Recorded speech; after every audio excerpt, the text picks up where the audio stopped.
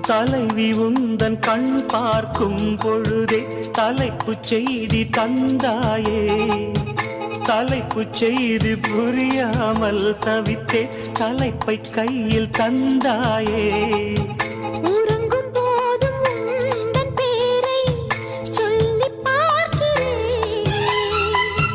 உன்னை கண்டு பேசும் போதோ உச்சி வேர்க்கிறேன்.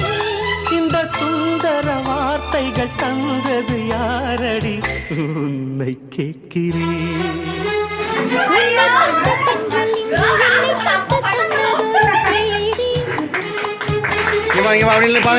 உள்ளுக்குள்ளே ஆசை வைத்து தள்ளி தள்ளி போவதென்ன நீதி?